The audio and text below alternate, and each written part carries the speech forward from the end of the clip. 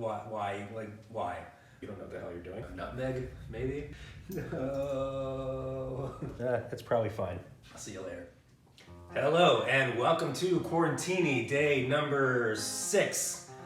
Tonight I'm gonna make one of my favorite drinks. I think I say that every night, but they're all my favorites. I'm gonna make my take on an old-fashioned.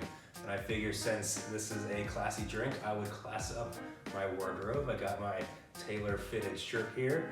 I have some nice pants. I even have nice socks and shoes, even though you guys can't see them. Funny story. I remember in high school, I talked to my female friends, and I don't know how this conversation would come up or the subject would come up, but I'd ask them, why are you wearing your fancy underwear? Or no one's gonna see you in it or see them. Again, I don't know how this topic would come up, but we're like 16 years old. We're going to the movies. No one's gonna. It doesn't matter. Why? And they would try to explain it to me. You're going out. You want to feel good, whatever. But I was 16 years old. I was a guy who would later become an engineer, so of course I didn't get it. But got you now, ladies. It took me 32 years, but I finally understand. All right, what are we doing? What are we doing? We're making an old fashioned. All right, so what is an old fashioned? Basically, there's just 3 ingredients. You got whiskey, usually a bourbon, well, always a bourbon. You have sugar. In this case, we're gonna use something a little bit different, and we have bitters. So, what's my take on this old fashioned? Well, this is a breakfast old fashioned. So what we have is not just bourbon, but Bacon-Infused bourbon. So to make Bacon-Infused bourbon, you take a bottle of bourbon. I took 4 roses down to the bottom level 4 roses because I was gonna mess it up with some bacon. I didn't want to get the high cost stuff. And what you do is you render some bacon. It's a fancy term for cooked bacon. Instead of getting rid of all that delicious fat that renders out, you take it and you basically pour it into the bourbon. So you find another glass or another big container, and you pour them together, and you leave it overnight for 8 hours or something, and let it just kind of do its thing. It'll get really gross. The bacon fat will congeal and turn into mush, and you strain it through a cheesecloth, and you end up with basically this, which is bourbon that smells and tastes like bacon. And what goes with bacon? Maple syrup. So instead of using simple syrup or Demerara gum syrup or something like that, we're just going to use, this is actual maple syrup for the sweetener, and finally some bitters. So, and then obviously what you do is you will, maybe not obviously, I don't know, you're watching this video, you don't know what the hell you're doing. You get an orange. I like using an orange and a lemon, and I'm going to attempt to make some fancy garnishes with my oranges here, or my citrus here. So let's get to making it. So here we go. The beauty of the old fashioned is that it really is so simple. So we're gonna do, I like to use 2 1/4 ounces of my bourbon. And you'll notice that I don't have my cocktail shaker here. If you've ever seen a 007 movie, a James Bond movie, of course you know the whole shaken, not stirred. So this is a stirred drink. And usually, all the other drinks that I've made so far were shaken because they had fruit juice in them. And rule of thumb, generally, if you have fruit juice in a drink, you want to shake it. If you don't, then it's a stirred drink. So I added my 2 1/4 ounces of bourbon. I'm gonna add 1 teaspoon of maple syrup.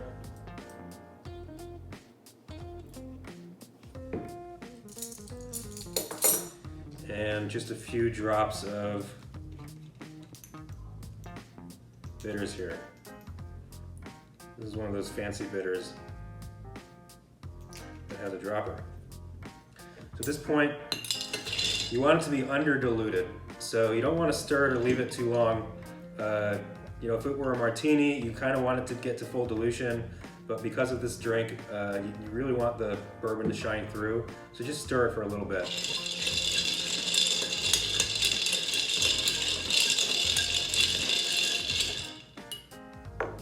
what I do is I take my shaker top. I'm sure there's tools that does this better. And I have a glass here with one single ice cube in it. One big giant ice cube. You can get a mold like that. And I'm just gonna strain this through. This is a very fancy glass. It's from this company called IKEA. They're based out of Sweden. IKEA has a couple of places that distribute out in the United States here. You should check them out if you can. All right, so that's the base drink. That's all it was. Now what I'm gonna attempt to do is make some cool garnishes. I haven't really done this before, so let's do it together. All right, so I'm experimenting with this camera angle. What I'm gonna do, I'm gonna put this drink here because I like to have it near, my citrus when I'm peeling them, just so I can get some of the fruit essence. I'm just gonna make a.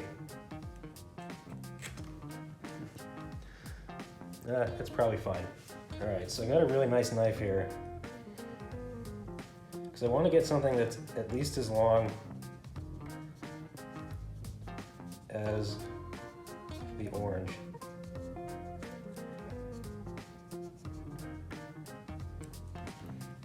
It's not quite that long, but let's try it one more time.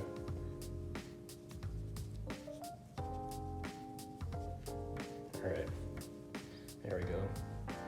I got a lot of the pith. Try to get rid of some of that. All right.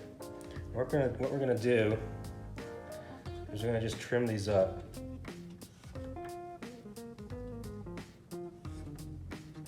It smells good. I want them to be about the same size. So I'm gonna express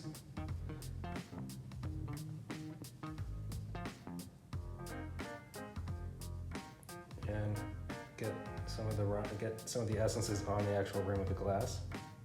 And then for the lemon, I'm just gonna express it. We don't need so much on the actual rim. And then what I have, here's what I've never done before. I have a little chopstick. I'm just gonna do this. That's in frame. I'll do the same thing with the orange. I think if you're real fancy, you can like do something like that. There we go. How'd that work? So there's our old fashioned. With a nice fancy garnish on that. I've never done that before, so we did it together. So I explained it in a previous video. An old fashioned is just 3 components. You've got your bourbon, your sweetener, and your bitters. I mean, it's a pretty classic old fashioned recipe. The big difference is that we're using bacon-infused bourbon. It's pretty good. It has a lot of smokiness to it. As far as those tasting notes, it's pretty boozy. It's basically just pure alcohol, pure bourbon with a little bit of sweetener and bitters added. I guess I'm supposed to do it out of 10, right? So I don't know, 7 or 8. Sweetness, it's not very sweet at all. A 2, a 3. A tiny, tiny bit bitter. You get a little bit of bitter, obviously, from the bitters. Maybe a tiny little bit from the lemon. Again, maybe a 3. Sour, there's no sour. 0 on sour. What I really want to try to figure out is if I can add something a little bit more. Like, I feel like some heat would be good, like black pepper, maybe, or jalapeno. Like something to kind of, you ever had kind of millionaire's bacon, where they have the sugar and pepper on it? Like, if I could get that sort of effect into a drink, that'd be great. One final thing, one interesting thing you can do with bitters, especially if you have more than one and you want to kind of see the differences or experience the differences between them. But one thing that you can do is you can just take a little bit of it, put it on your hand, and just rub it. And what you're doing is obviously you're heating your hand up a little bit. When you heat something up, it's more volatile. You smell it a little bit more. You can just smell. Smell kind of some clove, I imagine. I don't know. I don't really know. Nutmeg, maybe. It smells good. It smells like cookies almost. This is kind of a sweeter. Oh no. No. This is kind of a sweeter, expensive, now on the table bitters. But oh well, look what I do for you guys. Anyway, glad you can be with me, though. What else are you gonna do? So, good night, enjoy, donate. I'll see you later.